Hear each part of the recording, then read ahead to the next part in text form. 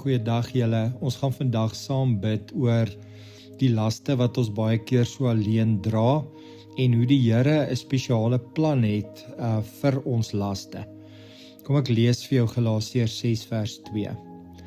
Dra mekaar se laste en gee op die manier uitvoering aan die wet van Christus.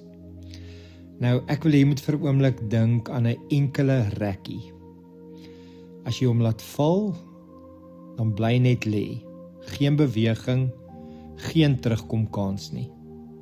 Maar as jy baie rekkies vat en jy vleg hulle saam, dan word dit soos 'n klein balletjie. Wanneer jy dit dan laat val, dan bons dit terug.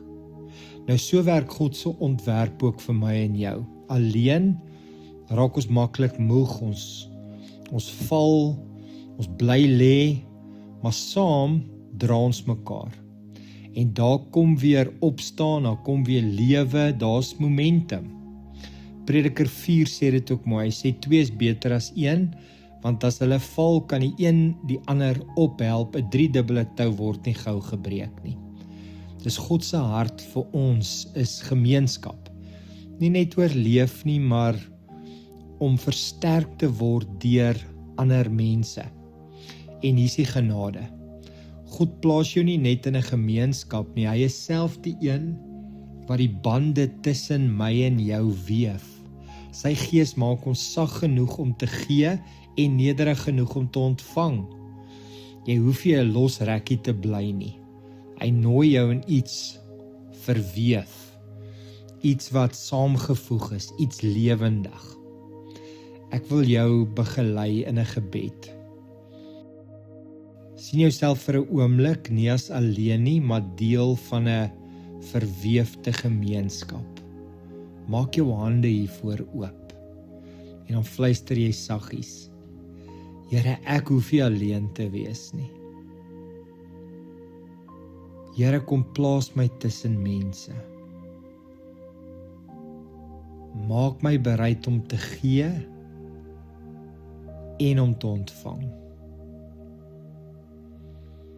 Ek wil jou vra, dink nou aan een persoon, iemand wat jy kan dra, of iemand wat jou kan help dra.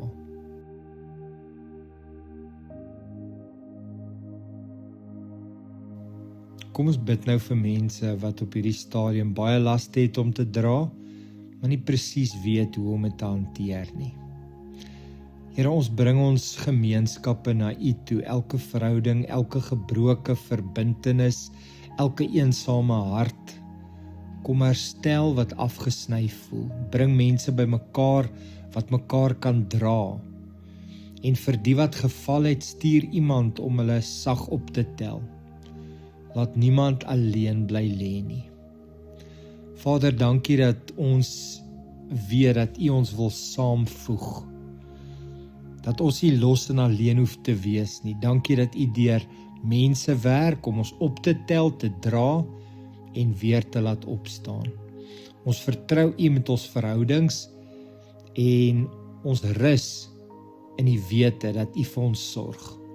In Jesus se naam. Amen.